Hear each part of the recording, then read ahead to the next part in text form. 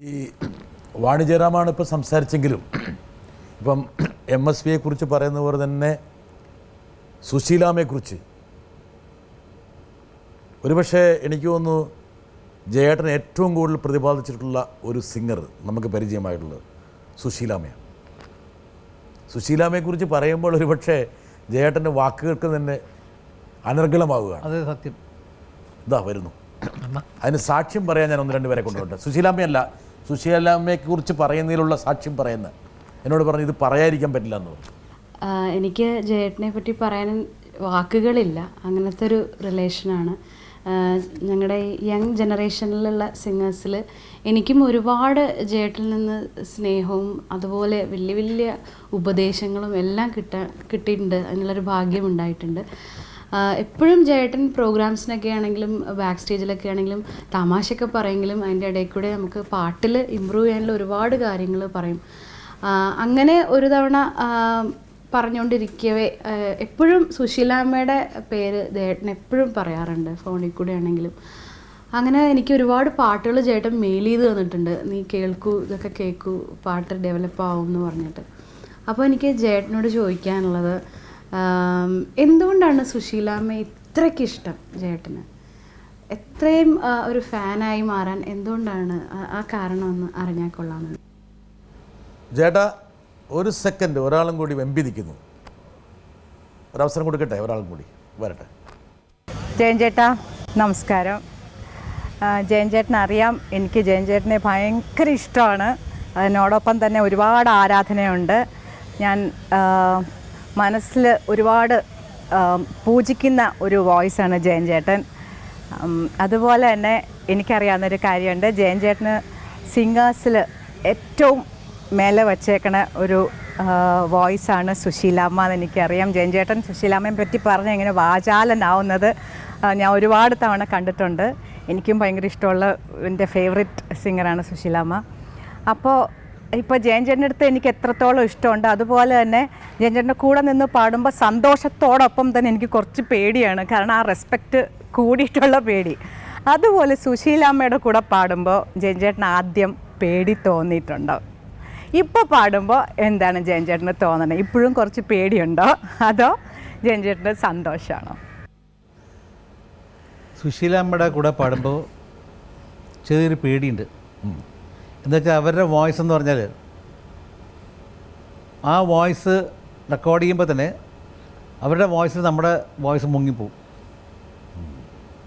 Record ചെയ്യുമ്പോൾ തന്നെ സുശീലാമ്മ ഈ മൈക്ക് ഇത്ര ദൂരത്തു നിന്ന് പാടാറുള്ളത്, അവരിങ്ങനെ തിരിച്ചു നിന്ന് പാടുള്ളൂ. സുശീലാമ്മയുടെ കൂടെ പാടുമ്പോൾ നമ്മൾ കെയർഫുൾ. ഞാൻ പലപ്പോഴും അതേ ഡിസ്റ്റൻസ് നിന്ന് പാടിയിട്ടുണ്ട്. റെക്കോർഡ് ചെയ്ത് വരുമ്പോൾ നമ്മുടെ ശബ്ദം കേൾക്കില്ല, അത്ര പവർഫുൾ വോയിസാണ്. അപ്പോൾ നമ്മളെന്താ, പിന്നെ എനിക്ക് മനസ്സിലായി ആ ടെക്നിക്ക്. പിന്നെ സുശീലാമ്മ ഇത്ര നോക്കുമ്പോൾ നമ്മൾ ഇത്ര അടുത്തുനിന്ന് പോകും, എന്നാലേ നമ്മുടെ വോയിസ് നോർമലായിട്ട് കേൾക്കുള്ളൂ. അപ്പോൾ അങ്ങനെ ഒരു പ്രശ്നം. അപ്പോൾ പിന്നെ നമ്മൾ ഒരു ഫീലിംഗ്, ഒരു പാട്ടിൻ്റെ ഫീലിംഗ് കൊണ്ട് ഭയങ്കര കഷ്ടപ്പെട്ട് അങ്ങനെ പാടണം. അങ്ങനെ ഇങ്ങനെ പാടി വരും. നമ്മൾ പാടി കൊടുത്തു കഴിയുമ്പോൾ എമ്മ അവരൊന്നും ആലോചിക്കാണ്ട് പാടുക, ഇതിൻ്റെ ഡബിള് എക്സ്പ്രഷൻ വന്ന് പാടിക്കളയും. നമ്മളിങ്ങനെ വയ വിളിക്കും. അത് ഗിഫ്റ്റ്. അത് ഒരു ഞാൻ ശരത്ത് പറയണം പാട്ട് ജയേട്ടാ, അവർ പാടുന്ന സംഗതികൾ അവർ സംഗതിയായിട്ട് പാടില്ല, അവരിലുണ്ട്. അത് ദാറ്റ് ഈസ് വിത്ത് ഹെർ. അവർ രണ്ടര ശബ്ദം അങ്ങനെയാണ്. ഒരു പാട്ടിനകത്ത് മൃഗങ്ങളും മൃഗയല്ലാതെ അതങ്ങനെ അവരുടെ വോയിസിൽ അങ്ങനെയാണ്. അവർക്ക് അത് വരൂ, വേറെ ആൾക്ക് അങ്ങനെ പാടാൻ പറ്റില്ല. സത്യം ഞാൻ പറയുന്നു, അവർ പാടുന്ന പോലെ ഒരാൾക്ക് പാടാൻ കഴിയില്ല. സുശീലാമ്മയും ജയേട്ടനും കൂടി പാടിയ ഏറ്റവും ശ്രദ്ധേയമായ ഒരു പാട്ട് നമുക്ക് വേണമെങ്കിൽ ജയേട്ടനിൽ നിന്ന് കേട്ടിട്ട് നമുക്ക് അടുത്ത ഘട്ടത്തിലേക്ക് പോകാം. സീതാദേവി സ്വയംവരം ചെയ്തൊരു ത്രേതായുഗത്തിലെ ശ്രീരാമൻ കാൽവിരൽ കൊണ്ടൊന്ന് തൊട്ടപ്പോൾ പണ്ട് കാട്ടിലെ കല്ലൊരു മോഹിനിയായി ഏതോ ശില്പി ഒരിക്കൽ നിർമ്മിച്ചൊരി ചേതോഹരാങ്കിതൻ രൂപം നിന്നകം കൊണ്ടപ്പോൾ ഉയിരിട്ടുവോ അന്ന് നിന്നിലെ മോഹങ്ങൾ തളിരിട്ടുവോ.